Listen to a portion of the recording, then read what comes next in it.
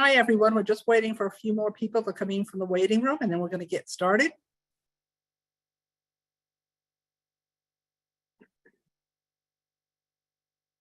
Hey, Denise, the waiting room is all set. All right, thank you.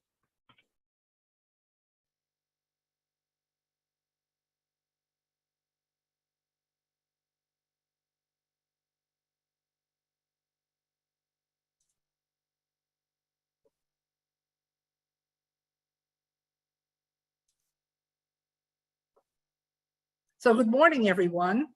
This is Denise Savageau, and I'm the president of the Connecticut Association of Conservation District. And I'm also on the State Water Plan Outreach and Education subgroup. I'm going to turn this over to Jack Bukowski, who is the chair of the Water Planning Council, for our welcome. Glad to have you with us today, Denise. Jack. Thank you so much. Good afternoon, everyone. It's nice to see such a large crowd on this day for this historic occasion, the 50th anniversary of the Connecticut Inlands and Wetlands and Water Resource Act. 50 years ago it was passed. My goodness, so much has happened in that time frame. I'd like to thank Denise for coordinating this, and she's going to talk a little bit more about the activities that are going to be happening this year. My two colleagues on the Water Planning Council you'll be hearing from later on, Lori Matthew and Graham Stevens. Of course, Martin Heff from the Office of Policy Management is also on the council. And Mike Dietz, who's been very involved, you'll be hearing from him. And I'm also thrilled to see my friend, Representative Jonathan Steinberg, who is chair of the Public Health Committee. And he was an integral part of getting the state water plan passed. He spent hours and hours, and he, as well as Mary Mashinsky, but Jonathan sat in the chair for hours and hours and hours, listening to the testimony and getting it done. We thank him and salute him for that. So this is very important to the water plan that we're getting out. We're doing this type of outreach, and the statute really, what is in the statute in terms of inland wetland and water courses is embedded in the plan, and it's part of a subgroup of the plan, and that's the way we're set up. We have the Water Planning Council, we have the Water Planning Council Advisor Group, we have the Implementation Work Group as well, which many on this call are part of. And I have to say, we had a Water Planning Council meeting yesterday. I've been involved for a very long time. The passion that we have in this state for water, water protection, water quality, water quantity never ceases to amaze me. People give hours and hours of their time to make sure this is happening. Many people on this call today, I'm sure, are part of their local inland wetland commission. I know Lori Matthew, who you'll be hearing from, is chairman of her hometown's inland wetland commission.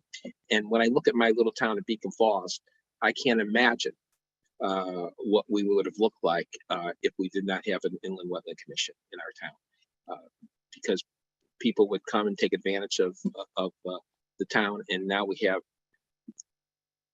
regulations in place to protect our land, protect our water supply, and but we also want to promote good, solid economic development, but we want to do it in a thoughtful, consistent way. So that's very, very important.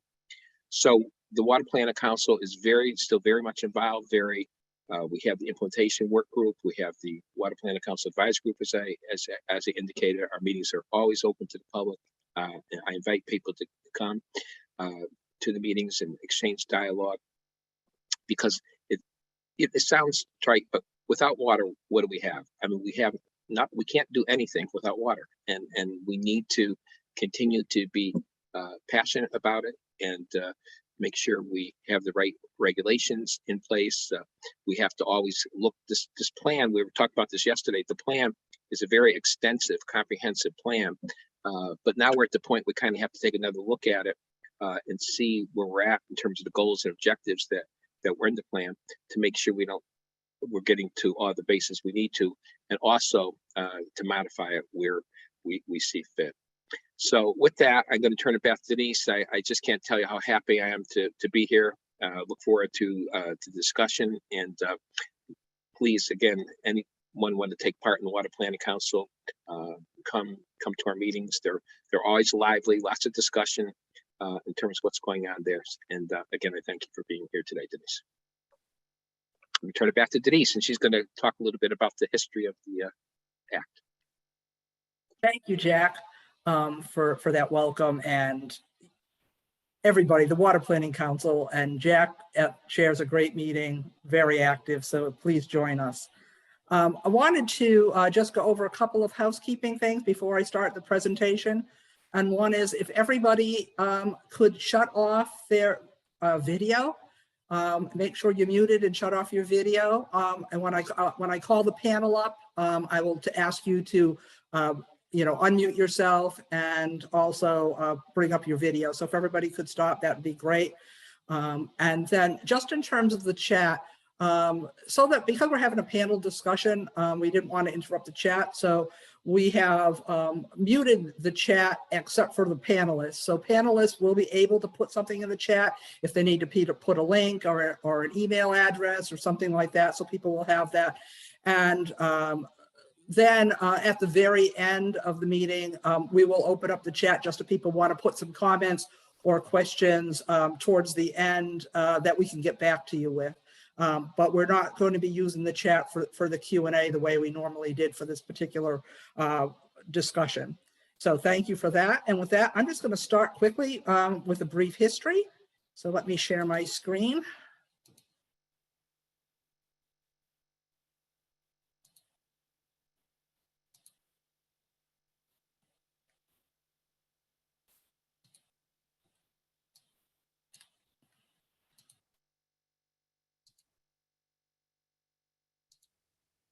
And so I'm just going to give a very brief history of the Connecticut Inland Wetlands and Watercourses Act. And we thought it was a perfect day, February 2nd, World Wetlands Day, to talk about this. Can anybody believe it's been 50 years since we passed the Connecticut Inland Wetlands and Watercourses Act? I think for a lot of us, it seems like yesterday, and those of us who've been working on it for a long time, there's quite a history here. So let me just go through a few things. And there are so many people who made this happen when the act was passed, and also then who made sure it continued to happen for 50 years. And I'm not going to, during this brief, I've only got 10 minutes, so I'm not going to, during this brief time, be able to do justice to all of the people involved.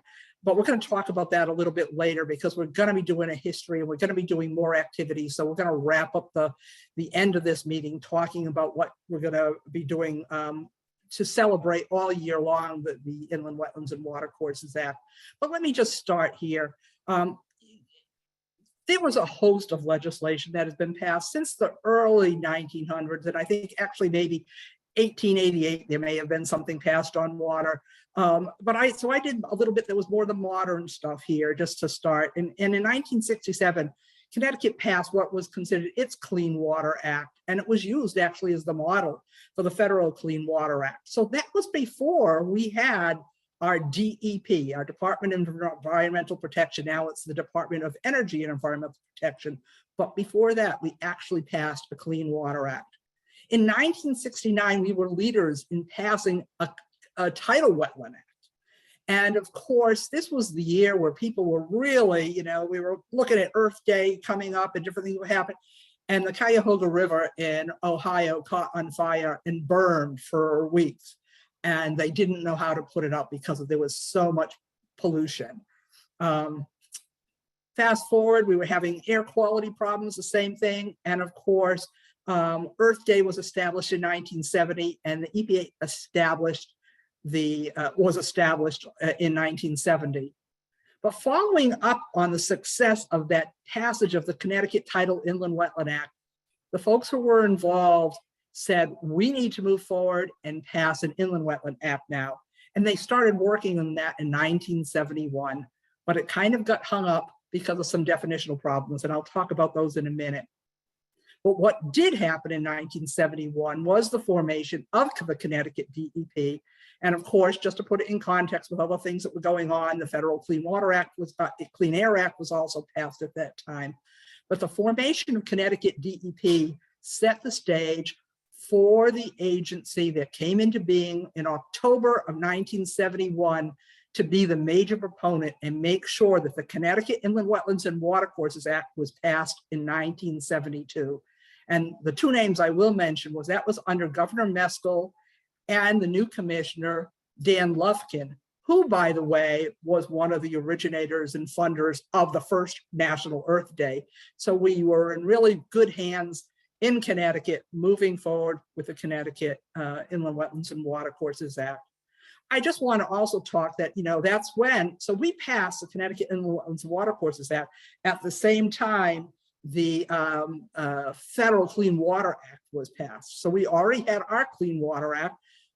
We had an Inland Wetlands Act, and they were just starting to pass and had passed the Clean Water Act, and Connecticut was ahead of the game. And then, of course, the Federal Safe Drinking Water Act was passed.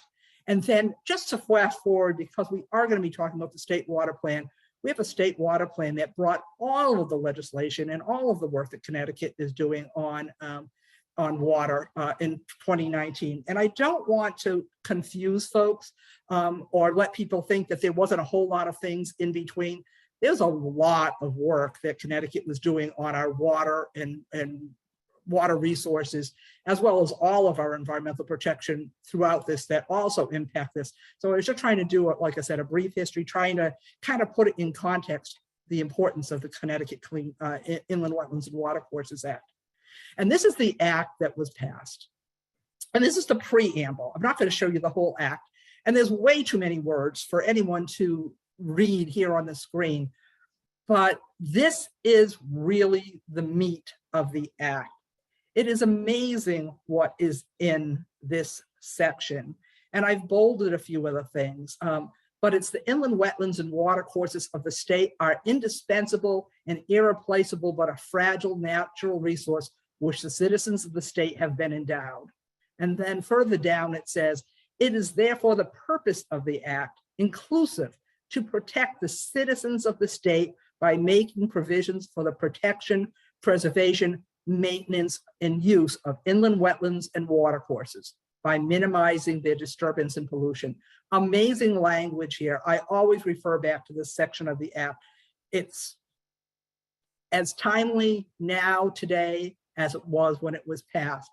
And now, of course, we talk about wetlands and we talk about things in terms of ecosystem services. And if you read that preamble to the act, you will see when we're talking about ecosystem services of natural lands, inland wetlands, watercourses, the forests, red maple swamps, the soils, the hydric soils, the alluvial soils, and all of the provisions that they provide. A lot of these are mentioned in that preamble, and it really is the meat of the act. So we really need to think about that as we now talk a lot about ecosystem services and we're learning more and more about ecosystem services, the foresight in 1972 about the way this act was written.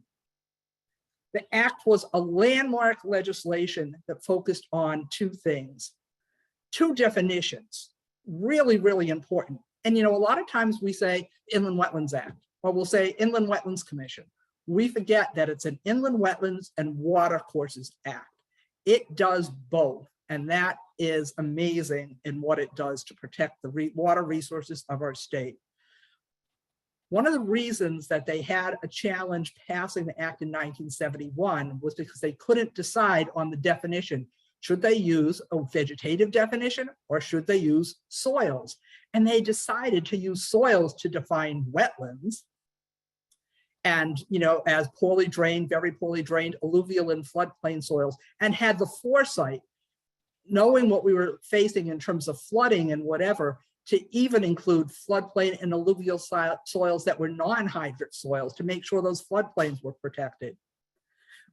And then when they, And then when they did watercourses, they didn't just do rivers, streams, and brooks.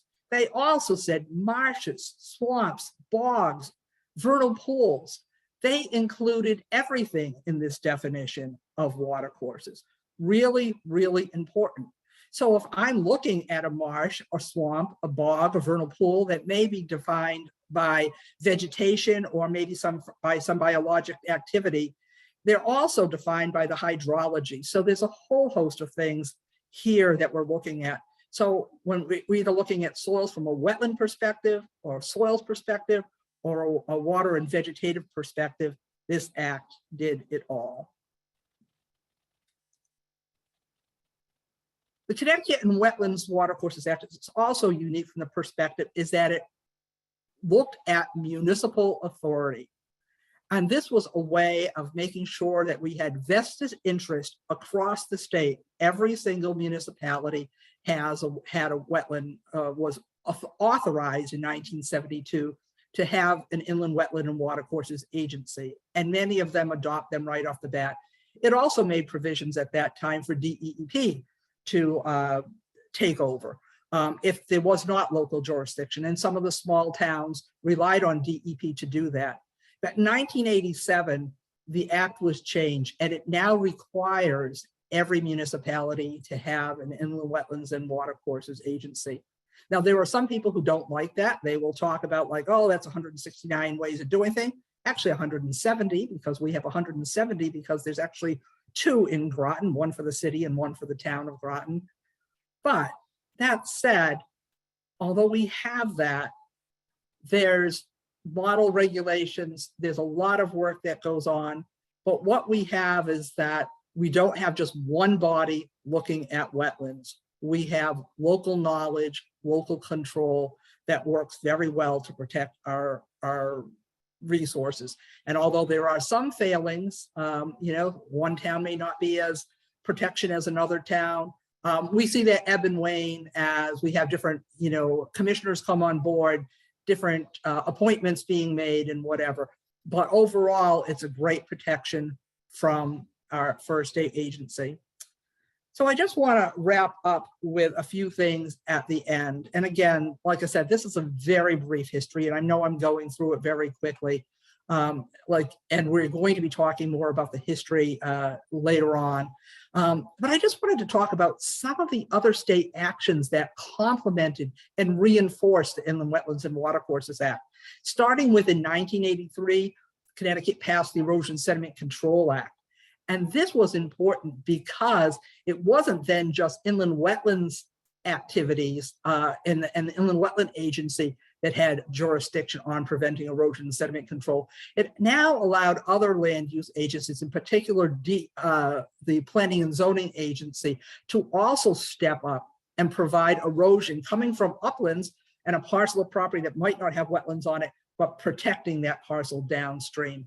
It also gave more legitimacy to the actions of the Inland Wetland Agency acting and gave direction that way. 1987 was, again, the update, and we talked about that it required towns to have a municipal inland wetland agency, but also this also required training for inland wetland commissioners. In 1996, vernal pools became a hot topic, and Donahue published with UConn a guide to the identification and protection of the vernal pool wetlands of Connecticut. This was huge. One of the things we were having a problem with in Connecticut was that smaller bodies of water were looked at as dispensable. We could fill them. And this really changed the way that inland wetland agencies started looking at these smaller bodies of water and how important they were for ecosystems. 2002, Erosion Sediment Control Manual. 2004, the Stormwater Manual. Again, both important tools for the Inland Wetlands and Watercourses Agency. The Stormwater Manual leading to MS4 permits and those ideas of that low impact development and how do we incorporate that into our inland, our overall plan of conservation development in the town, and using it for our the stormwater manual. And then of course, now we have all of our water resources, from drinking water to inland wetlands to our tidal wetlands and our coastal wetlands, all under the state water plan. So it all ties together. And the last piece that we're looking at is the Governor's Council on Climate Change, working on natural lands and subgroups, and that we have reports in both of those.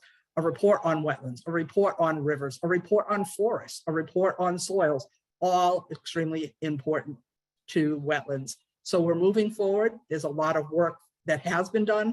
There's still a lot of work to do.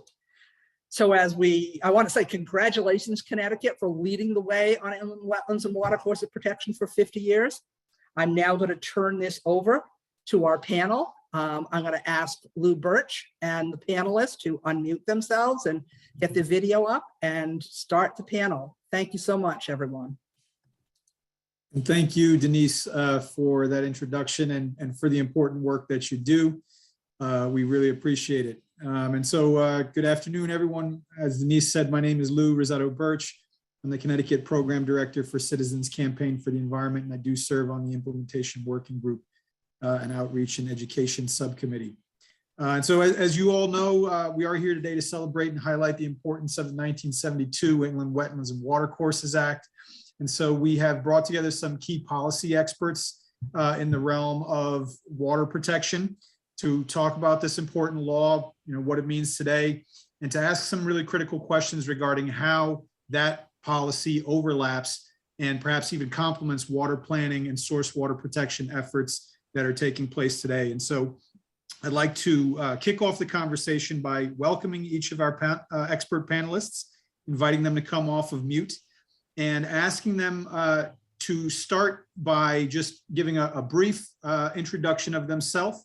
Let us know who you are. Give us an overview of your current position as it relates to the State Water Plan. And so I'll go ahead and let you each introduce yourself in a minute or so. And we'll start with Mike Dietz. Thanks, Lou.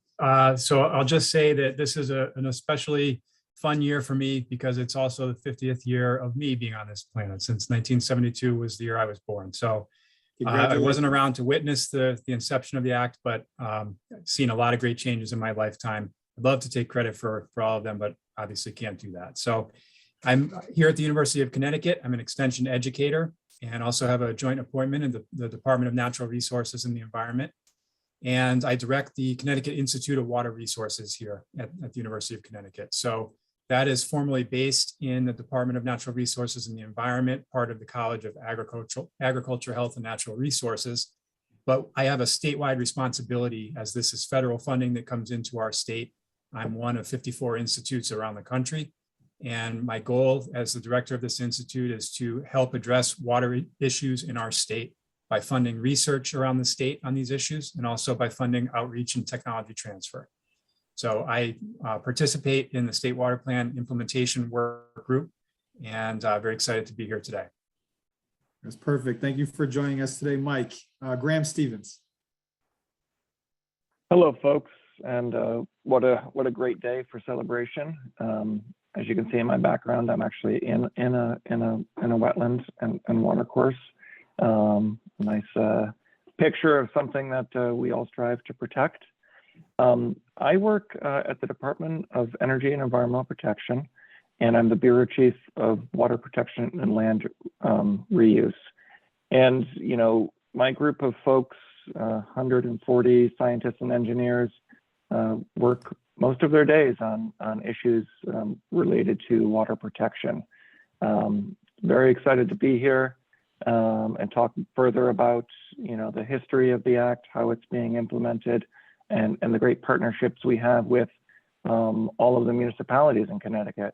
And Denise, someone on my team let me know there's actually 172 agencies because Fenwick was recently brought in, as well as DEEP itself does act as an entity as well through its own actions. You learn something new every day. That's exactly what I was going to say. Thank you, Graham. That's appreciated. And that's a good segue. Lori Matthew. Good afternoon. I'm Lori Matthew. I'm a branch chief at the State Department of Public Health. My branch is known as the Branch of Environmental Health and Drinking Water. We have over 100 people in our branch that oversee a variety of different programs that deal with drinking water. We're regulators of public water systems and have primacy of the Safe Drinking Water Act, since as Denise had on her well done PowerPoint, that in 1974 was the Safe Drinking Water Act after the Clean Water Act in 1972. So we have primacy of the drinking water systems. We also have an SRF program, which all this infrastructure funding is flowing through for drinking water and for safe drinking water. We have on the environmental side, we have, I think 12 different programs, and we work on lead and mold and asbestos and beaches, and We have a food program. We would bring together a host of programs on environmental health, including asbestos and radon. I'm sure I'm forgetting private wells. But one of the things that in our branch that we very, very much care about is water. Whether it's drinking water or, other waters of the state, and being part of the state water planning process has been a tremendous effort. And one of the underpinnings of why we are even where we are today is the Inland Wetland and Watercourses Act. It not only protects the water courses and wetlands in our towns and in our regions, but also water bodies. I've had the great benefit of being a volunteer in my town for, I think, almost 26 years. And so I won't speak much about that, but my experience there, I've always told people that volunteering, you get a lot out of volunteering. And towns definitely need people that want to have the interest and have the love of water just in general, of protecting wetlands just in general, people who come to the table and care. Over the years, we've had many, many volunteers, and people come, and some people just want to volunteer for something in their town. And it's wonderful to get a lot of people that just come to the table and learn a lot, but also care deeply. And the statutes have been so well set up. Congratulations to our state for so many good years of protecting sources. And as Jack mentioned, I don't know where our town would be without these laws in place. And for people who fundamentally are volunteering for this work, month in and month out on these meetings. So how well this ties into the state water plan is an awesome thing, because inland wetlands have done a lot to protect our drinking water supplies. The statute that Denise mentioned, 22A36, it mentions protecting fresh potable drinking water supplies. It's such an excellent worded statute. It was meant to be comprehensive. It was meant to be protective. And to this day, it continues to be that. So Lou, thank you so much. I appreciate being part of this. Absolutely, absolutely. Thank you for that. And last but certainly not least, I want to welcome Representative Steinberg. I want to just point out that Representative Steinberg was kind enough to join us on his vacation. He's calling from the West Coast. It's about 9:30 in the morning there. So thank you so much for taking a few minutes out of your day to join us today and talk about this important issue, Representative. Well, thank you, Lou. I would miss this for the world. And even though I don't have as nice a backdrop as Graham, I am adjacent to a canyon with wetlands. So I went out of my way to find a state that has even bigger issues than we do, just to underscore how fortunate we are to have had the legislation passed over many years. I've been in the legislature now going on my 12th year. I'm chair of the Public Health Committee, so you'd wonder how that connects with water. But as Laurie Matthew can tell you, we have a lot of overlap. We're talking about bills this year that relate to lead. We have had conversations about mold and other quality issues that all seem to come back to water. And I have been involved with, you could say, water policy even longer than having been in the legislature. Alicia Mosian, who's the conservation director in Westport, which I represent, is on this call. She can tell you stories of some of our early efforts along this regard. And we're even talking about a cell tower now that needs to, one of the locations is in the wetlands, and whether or not we can even move forward with that is complicated. So everything seems to come back to water. And even though we tend to take water for granted in the state, we have water abundance in many ways. We have seen droughts. We have seen all sorts of contaminations. And we continue to have water issues, much of which relate to climate change. And it's very pertinent these days because we're all scrambling to get a hold of infrastructure dollars to help us address many of the water infrastructure issues we have, all of which in some way or another do relate to inland waterways and protection. We cannot allow ourselves in our desperation to make sure we have adequate potable water to undermine the strong regulations we put in place to protect our precious resources. So today is a fit day for us to remember all those things and rededicate ourselves to making sure we protect Connecticut's precious resource. Well said. Thank you for that, Mr. Chairman. And so I have a few questions that we've planned out here just to help give folks on the call a better understanding of what we're talking about. So I'm going to go through with some specific questions for each of you. I'm going to start with Mike. Mike, as the director for the Connecticut Institute on Water Resources, you explain to us a little bit the importance of wetlands and watercourses in terms of protecting Connecticut's water resources, both as it relates to water quality and water quantity. Sure, thanks, Lou. So there are a lot of really important processes that occur in our small water bodies in our state. So a lot of nutrient cycling processes that occur adjacent to our wetlands and water bodies, as well as within those wetlands and water bodies. There are water recharge processes that occur. So water that recharges our shallow groundwater systems, which supplies the base flow to our larger streams, and also potential drinking water sources for public and private supplies. So when you add all those things together, all those small streams contribute to our larger rivers and ultimately end up somewhere. In some cases, they end up in public drinking water supply reservoirs. In some cases, they go directly to other lakes and ultimately the Long Island Sound. So all of those little tributaries along the way have critical importance in cycling those nutrients and keeping things in balance on their own. And unfortunately, when we either develop the landscape with our impervious surfaces or when there are agricultural activities near our wetlands, both of these things can really impact the performance of those wetlands and watercourses and overwhelm their ability to cycle those nutrients, and can really drastically affect the hydrologic cycle of that groundwater recharge and many other factors as well. So really critically important to preserve all those functions. You know, selfishly speaking, we want to have a good water supply for our private and public drinking water sources here in the state. And it's not easy to do that given how populated we are as a state. So I think that's one of our biggest challenges. And as part of what I do at the Institute of Water Resources, I'm really lucky to have a really savvy advisory committee that helps me select proposals to fund for research. So several of the folks on this call today have helped me out in that regard.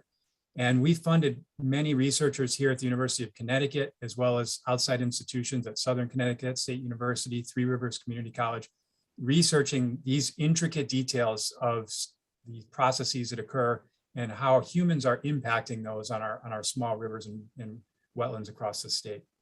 So I guess I'll end there. Great answer. Great answer. Thank you. And then, so the second question is going to be for Graham. And so, given what Mike just said about the importance of those wetlands, what can you talk about in terms of policy? Why the Inland Wetlands and Watercourses Act of 1972 was so necessary? And can you also briefly give us an idea of how that relates specifically to Section 404 of the Clean Water Act? Absolutely, Lou, and thank you. When, I don't go back to 1972 like Mike does and some of you do, but came shortly thereafter. But when you think back about what was happening in Connecticut in the 1970s and before, wetlands were really seen as, marginal lands that, had issues with respect to, vectors, mosquitoes. It was seen as land that was, not being utilized.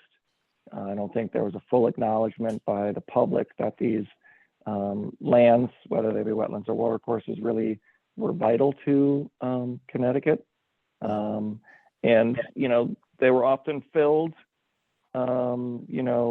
with, less than acceptable materials, which, now we're dealing with around Connecticut, some of these landfilling operations, dealing with the pollution that was put into the wetlands, dealing with the loss of the value of the wetlands, and dealing with, even structural issues with respect to the structures that were built upon these landfills.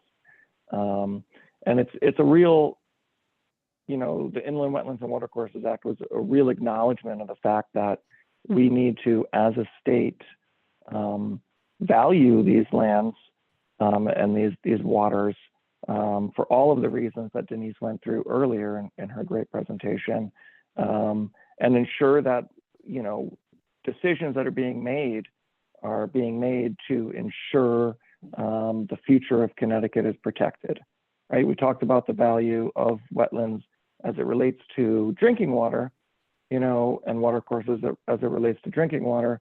You know, here at DEEP, we also think about some of the natural resources benefits, right? Species, habitat, as well as recreational opportunities, you know, for fishing.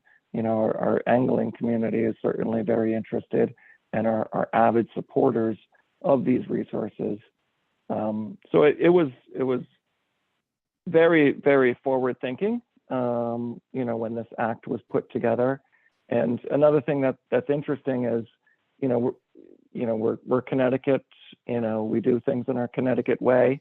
And really the Inland Wetlands and Watercourses Act acknowledges, like, you know, our home rule that's embedded in our Constitution and really empowers municipalities to make decisions that are right for that municipality. Obviously, the framework is in place and DEEP has a role, but really empowering those municipalities, and like Lori mentioned, primarily volunteers, to, you know, make decisions that are right for the state's waters, but also that town's needs. Because really, you know, the Inland Wetlands and Watercourses Act is dealing with activities, and how do you manage those activities as it relates to those resources.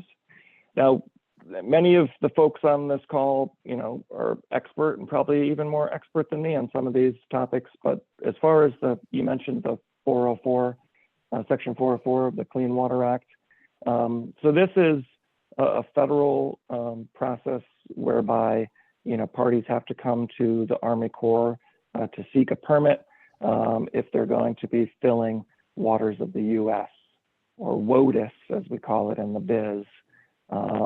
And, you know, for those of you who've been keeping track of you know, national issues, there's been some significant back and forth at the federal level with respect to what is regulated by Section 404 of the Clean Water Act.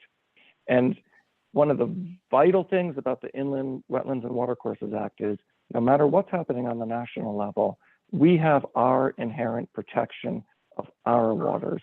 They may be waters of the U.S., they may be not waters of the U.S., but they are waters of Connecticut, and we are protecting them through the Inland Wetlands and Watercourses Act, and we continue to also protect them through our process, whereby, you know, DEEP is issuing a water quality certification under Section 401 of the Clean Water Act in advance of Army Corps issuing their 404 permit.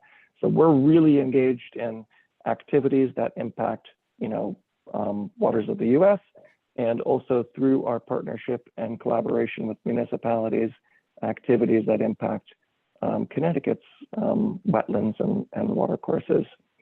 That's perfect. Thank you, Graham. And that's actually a great segue. So you talked, this next question is going to go to Lori. Matthew, Graham talked a little bit about, you know, the importance of the local efforts on water resource management. Lori, you have a unique perspective, given that not only do you oversee the drinking water supply division at DPH, but you also serve on your local Inland Wetlands and Watercourses agency. And so I was just interested to hear from you in terms of the role that you feel that these agencies play in terms of supporting, obviously, efforts to protect our wetlands, but also relating to the state water plan and some of the priorities that have been identified there. Thank you, Lou. Yeah, following along on what Graham and Mike had said,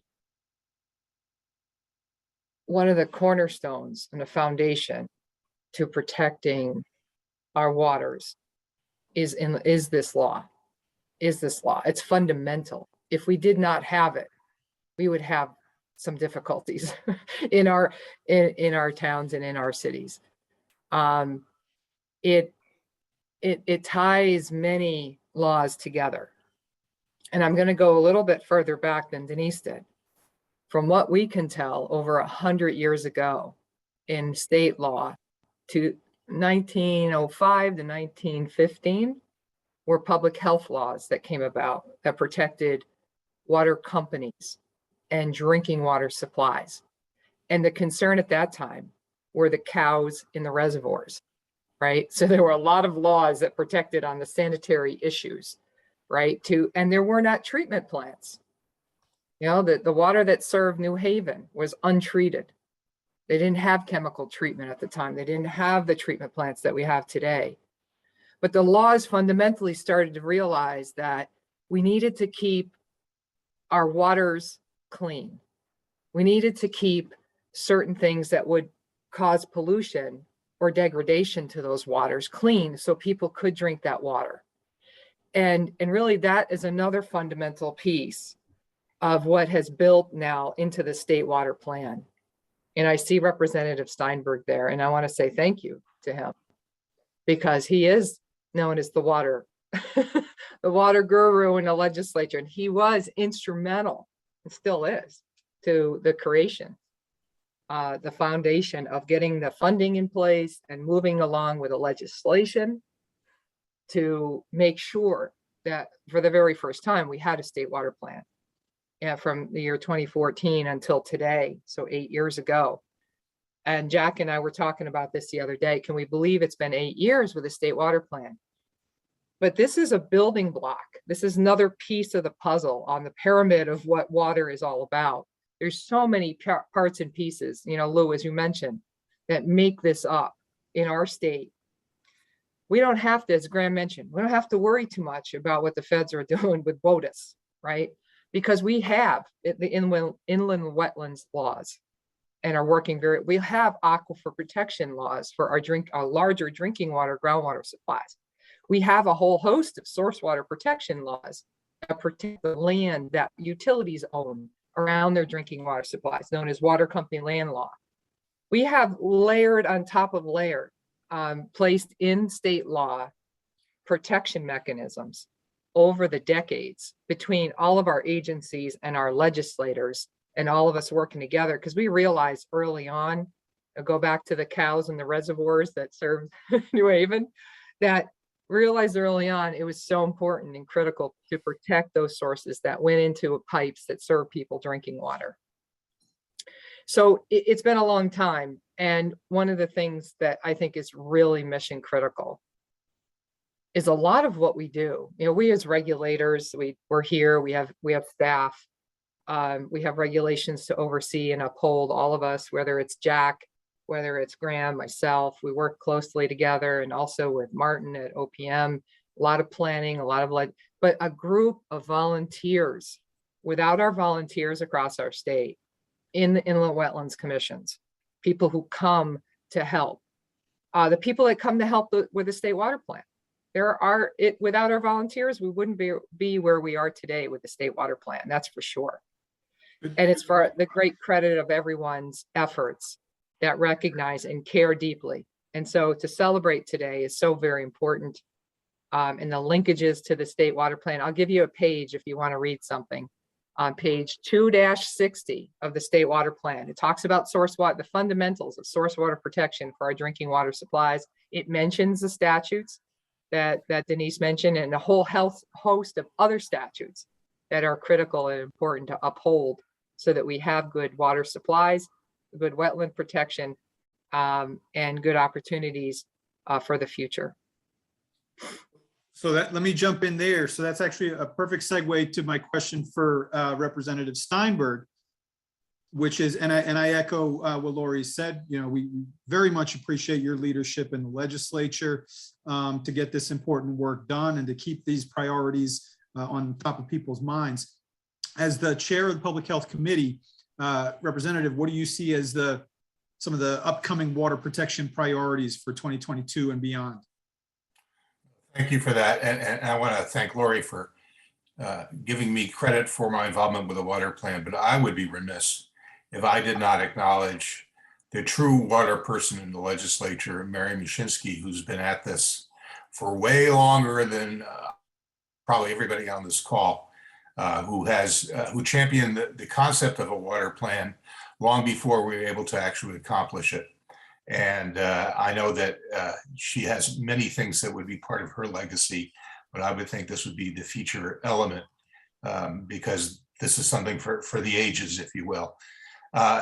As it applies to this coming session, much has been made about this is the shortest session in number of days that is physically possible, which will mean this is a bit of a lightning round and will limit our bandwidth in many ways. I've alluded to the things that I will be actually have hearings before the Public Health Committee. We're very pleased that the administration has focused on and committed to doing something about lead. If we had unlimited sums of money, we would maybe be able to address all the lead issues in our state. I mean, paint is sort of the traditional one, but we still have a lot of lead pipes out there, which is a reflection of the fact we still have a lot of small water companies which don't have the wherewithal to do the kind of infrastructure investment that we need. And that's a risk to the public health and to drinking water. So I'm hopeful that we can be aggressive in making our case before the administration and our colleagues on the money committees to assure that there is a significant share of infrastructure dollars that the feds are offering and matched by our own efforts to begin to address what is one of the many longstanding infrastructure problems we have here in the state. I often call it the perfect storm. It's not just one kind of infrastructure. It's water, it's wastewater, it's energy, it's transportation, it's housing, it's even telecom. There's just not enough money to go around. So I encourage everybody on this call to be squeaky wheels when it comes to making sure that we can dedicate funding to address these issues, because we don't. We know they're going to get worse, and we're going to have more broken pipes. We're going to have more contamination issues, which when they get into the groundwater affect wells, they affect everybody else. We don't really fully fathom the magnitude of the problem at this point, other than to identify it as widespread. Beyond that, I think the things that we've been talking about also involve more significant funding than we've had in the past. We have constrained our ability to do a lot of the monitoring we'd like to do to assure quality of water, safety of water. And I'm hoping this is an opportunity to renew our conversations about what we might do if we had the funds available to do so. That may not fall in my bailiwick per se. It's really an environment committee thing, but I'm hoping we have that conversation during this one brief miraculous moment where we seem actually a little bit flush with cash and there are things that we need to do. Great, great answer. So, so we're running close to the 1 o'clock hour. And so I want to, I'm going to open this up, just a few final thoughts. And so I'm going to invite anybody who wants to answer this to feel free to raise their hand. Let's try to keep these answers to a minute or so, if possible.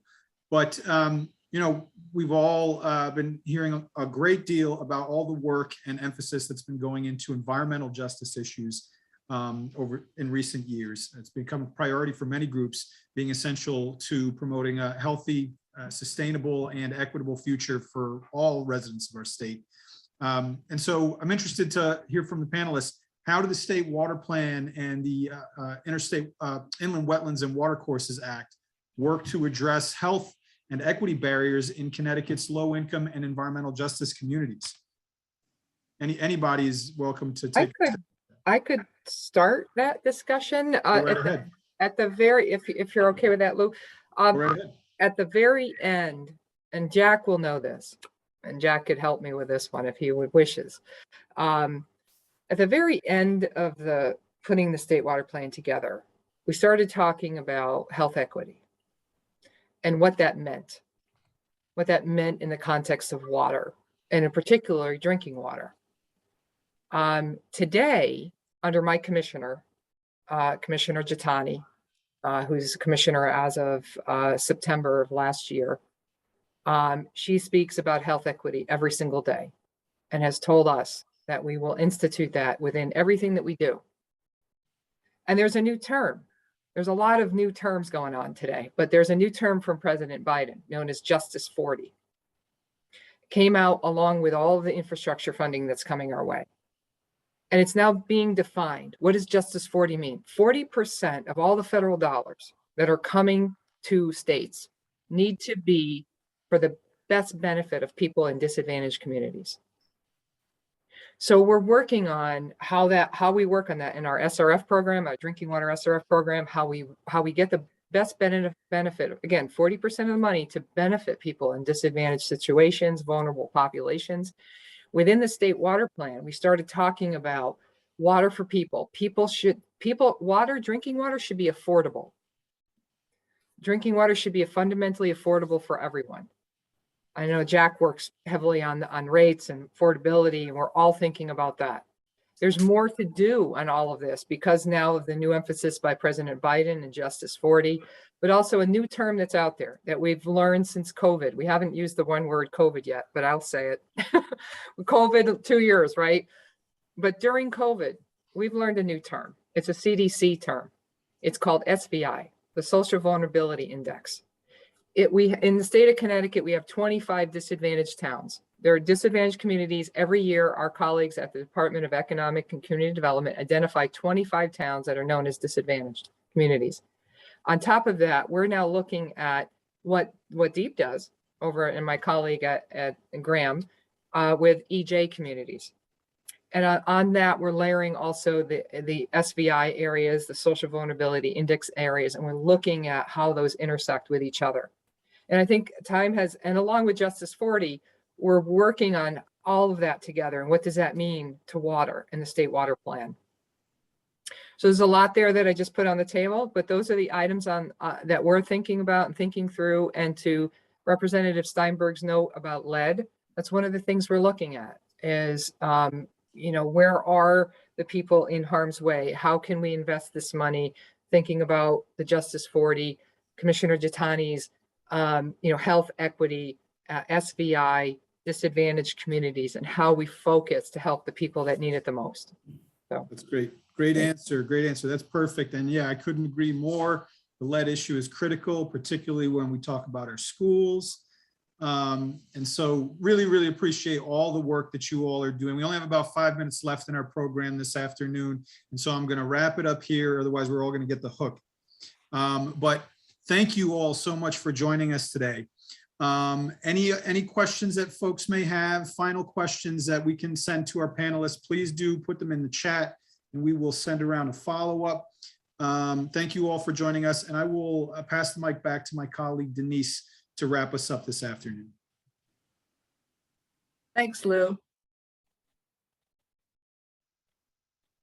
So we're celebrating the 50th anniversary of the Inland Wetlands and Watercourses Act, and I think our panel outlined how important this is for all of our water resources, whether we're talking about drinking water, whether we're talking about Long Island Sound, whether we're talking about in-stream. And of course, it's not just about the quality of water, it's about the quantity of water, those floodplains and all of the other issues that we look at. And I know that many folks on here are with inland wetland agencies, either as staff or volunteers, and work in this realm and understand how important it is. So as we celebrate this, I just want to go on and talk about a few more things that we're looking at. This is just the beginning.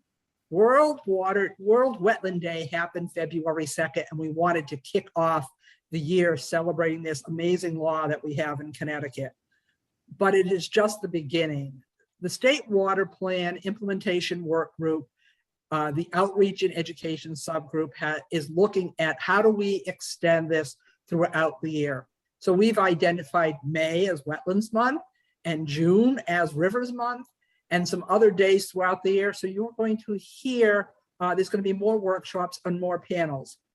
But beyond the work of the State Water Plan Implementation Work Group, we have put together a host of folks who work in wetlands protection. From DEP, thank you, Darcy. Everybody who works in inland wetlands in Connecticut knows Darcy Winters at DEP. With CACIWIC, with the conservation districts, with Rivers Alliance. So there's a host of organizations that are getting together. We're meeting and we're planning some events throughout the year. We're going to have a proclamation on the Inland Wetlands Act.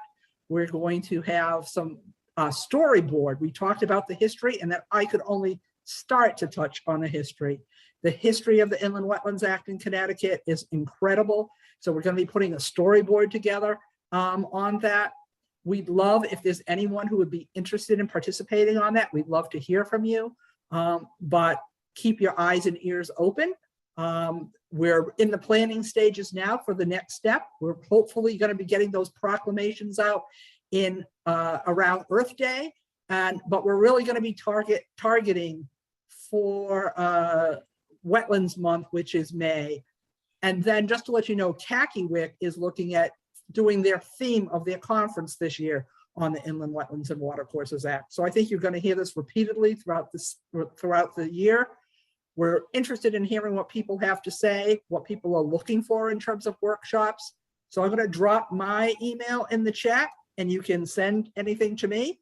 But also, any of the folks we're talking to, any of the organizations that you're involved in, happy to have you, to hear from folks.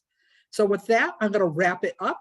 We are 1 minute ahead of time. And I just want to say thank you to the panelists again, to Graham and Lori and Mike and Jonathan, Representative Steinberg. Thank you so much, especially taking time out of your vacation to join us. And to Lou, I served with Lou many years on various groups, and particularly on the State Water Plan Implementation Work Group, and he's been a great partner. And last, I just want to say thank you to all of the folks on Outreach and Education Work Group. They have been superb supporting this effort. I've been the face of it, but there's been a lot of people doing work behind the scenes to make sure we had this event. And as we go forward, some more events as we touch base. So thank you. And to all the colleagues on the Water Planning Council, we really appreciate your support for the work that we're doing. Thank you. Have a good day, everyone. Thank you, Denise. And I'm going to jump in here with one little public service announcement. Since I have so many people on the line, DEEP's Municipal Inland Wetlands Agency Comprehensive Training Program is open again, is online, and we had 100 people register within 5 days of getting that back and operational. So again, to the point that was made today, it can't happen without the volunteers, and we try to do our part to make sure that that training is completed per the statute. So please look for that. And we look to see you in other virtual spaces protecting water around Connecticut. Awesome. Thank you. Thanks, Grim. Any other announcements? All right, we're adjourned. Thank you so much, everyone. Thank you, Denise. Have a great day, everyone. Be well.